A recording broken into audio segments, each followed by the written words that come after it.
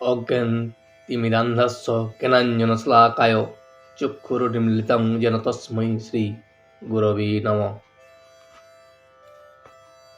আজ আমরা ঠাকুর ও মায়ের চরণে শতকোটি প্রণাম জানিয়ে আজকের পাঠ শুরু করব। আজ আমরা পাঠ করব চতুর্দশ খণ্ডের চতুর্থ পরিচ্ছেদ সন্ধ্যা সমাগমে।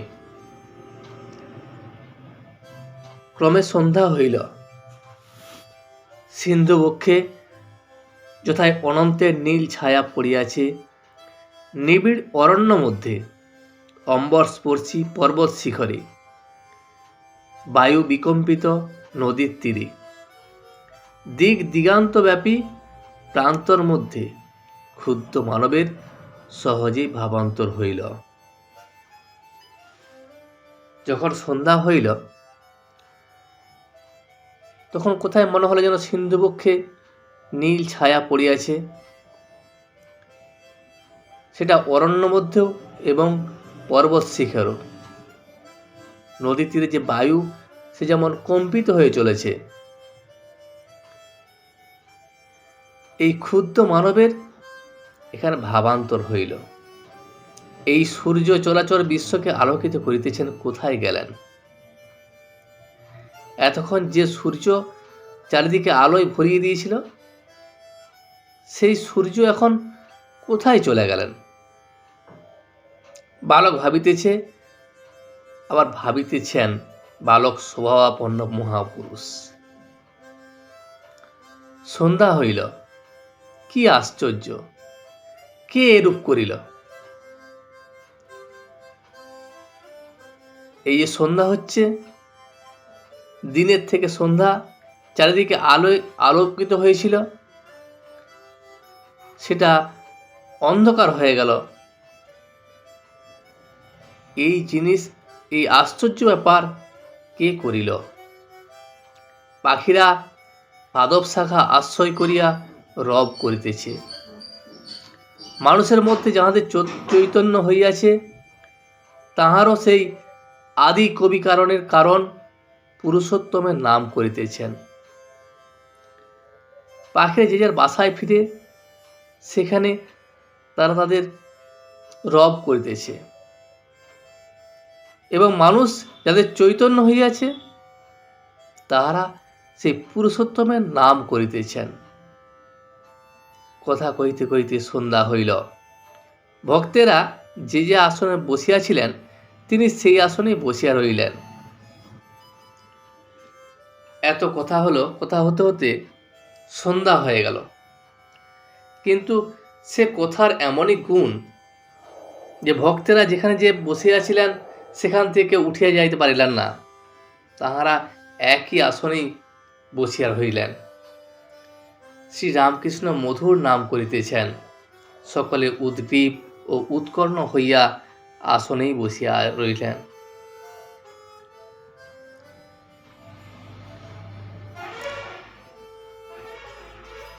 সেই মধুর নাম সকলে উদ্গ্রীব ও উৎকর্ণ হইয়া শুনিতেছেন। এমন মিষ্ট নাম তারা কখনো শুনেন নাই, যেন সুধা বর্ষণ হইতেছে। ঠাকুরের মুখের সে মধুর নাম যেন মনে হচ্ছে কোনো সুধা বর্ষণ হইতেছে। এত সুন্দর, এত মিষ্টি সেই নাম তারা কখনো কোথাও এর আগে শুনেন নাই। এমন প্রেম মাখা বালকের মা মাঠ বলে ডাক তারা কখনো শুনেন নাই, দেখেন নাই আকাশ পর্বত মহাসাগর প্রান্তর বন, আর দেখিবার কি প্রয়োজন? এইসব কথা যখন শুনছেন তখন তাদের একবার মনে হয়নি যে আকাশ পর্বত মহাসাগর প্রান্তর এসব দেখি। গরুর সিংহ পদাদি ও শরীরের অন্যান্য অংশ আর দেখিবার প্রয়োজন কি? দয়াময় গুরুদেব যে গরুর বাঁটের কথা বলিলেন, এই গৃহ মধ্যে কি তাই রেখে দিয়েছি? গরুর আসল অংশ হচ্ছে গরুর বাঁট থেকে যে দুধ দেয়। ঠাকুর আগেই সে কথা বলেছিলেন যে গরুটা পুরোটা আমার দেখার দরকার নেই, আমার মূল বিষয়বস্তু হলো গরুর দুধ। তাহলে গরুর দুধটা সে বাঁট থেকে বেরোয়। এখানেও তাই ভাবছেন যে গরুর সিংহ এবং পদাদি এবং গরুর যে বিভিন্ন শরীরে বিভিন্ন অংশ, এত সব আমার দেখার দরকার কি? গুরুদেব সেই গরুর বাঁটের কথা বলেছিলেন, এখানে সেই রকমই আমরা দেখতে পাচ্ছি এবং সেই রকমই দেখছি। সকলের মন যে অশান্ত ছিল, সেই মন কিসে শান্তি লাভ করিল? একমাত্র ঠাকুরের এই মধুর নামে সবাই শান্তি লাভ করিল। নিরানন্দ ধরা কিসে আনন্দে ভাসিল? কেন ভক্তদের দেখিতেছি শান্ত আনন্দময়। এই প্রেমিক সন্ন্যাসী কি সুন্দর রূপধারী অনন্ত ঈশ্বর। এই যে সকল ভক্তের মনে শান্তি এনে দিল, এই নিরানন্দ পৃথিবীতে যে আনন্দে ভেসে গেল, সকল ভক্তরা শান্ত এবং আনন্দময় হয়ে উঠল। তাহলে কি এই যে সন্ন্যাসী, এই প্রেমিক সন্ন্যাসী কি তাহলে ইনিই সেই ঈশ্বর, অনন্ত ঈশ্বর, মানুষের রূপধারী অনন্ত ঈশ্বর? এইখানে কি দুগ্ধপান পিপাসুর পিপাসা শান্তি হইবে? অবতার হউন আর নাই হউন, ইহারই চরণ প্রান্তে মন বিকাইয়াছে, আর যাইবার জো নাই। ইহারই করিয়াছি জীবনের ধ্রুবতারা, দেখি ইহার হৃদয় সরোবরে সেই আদি পুরুষ কিরূপ প্রতিবিম্ব হইয়াছেন। ভক্তেরা কেহ কেহ ঐরূপ চিন্তা করিতেছেন ও শ্রীরামকৃষ্ণের শ্রীমুখ বিগলিত হরিনাম আর মায়ের নাম শ্রবণ করিয়া কৃতার্থ বোধ করিতেছেন। নাম গুণকীর্তনান্তে ঠাকুর প্রার্থনা করিতেছেন যেন সাক্ষাৎ ভগবান প্রেমের দেহ ধারণ করিয়া জীবকে শিক্ষা দিতেছেন কিরূপে প্রার্থনা করিতে হয়। সকল ভক্তেরা এক মনে এক ধ্যানে ঠাকুরের যে হরিনাম, সেই হরিনাম এবং মায়ের নাম শ্রবণ করিয়া কৃতার্থ বোধ করতেছেন। যখন নাম গুণকীর্তন শেষ হইল, তখন ঠাকুর প্রার্থনা করিতেছেন এবং সেই যে প্রার্থনা, সে যেন সাক্ষাৎ ভগবান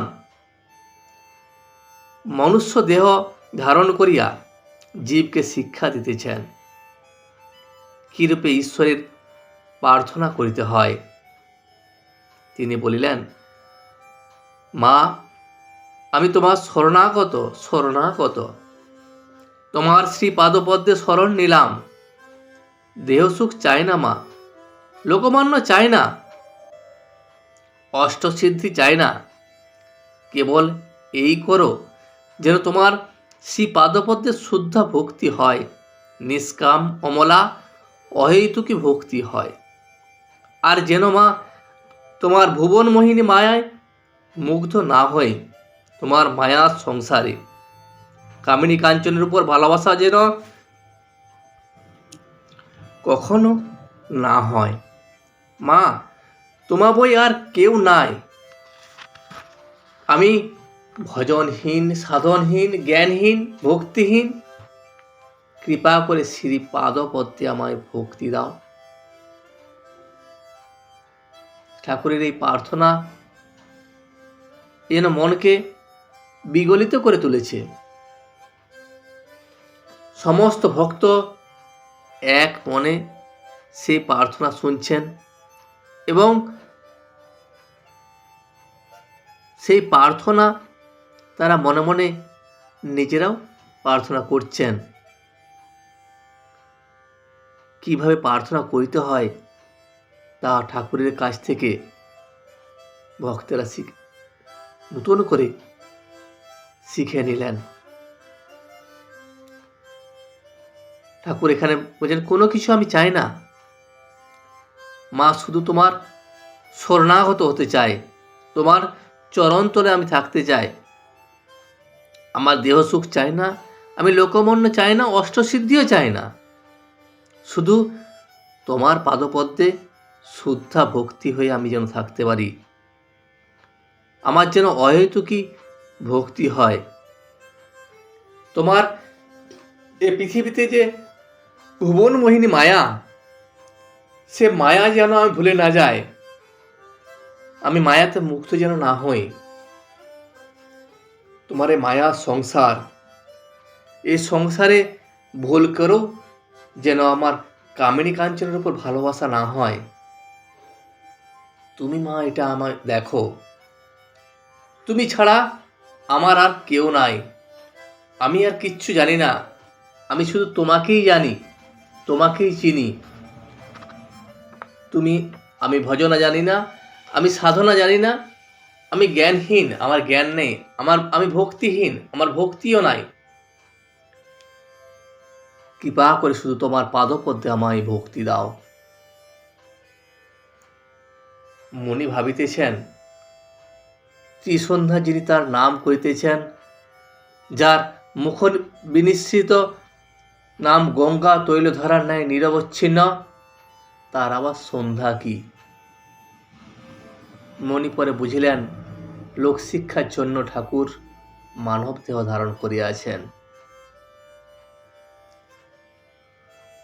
হরি আপনি এসে যোগী বেশে করিলে নাম সংকীর্তন। গিরিশ ঠাকুরকে নিমন্ত্রণ করিলেন, সেই রাত্রে যেতে হবে।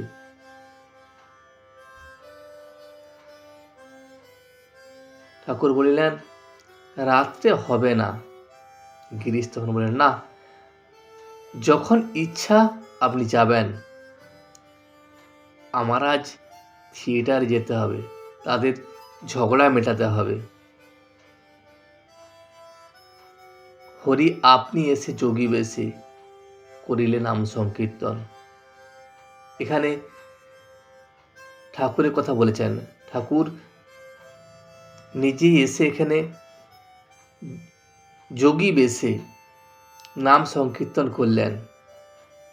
তারপরেই সমস্ত কিছুর পর গিরিশ তখন ঠাকুরকে নিমন্ত্রণ করলেন যে আজ রাত্রে আমার ওখানে যেতে হবে।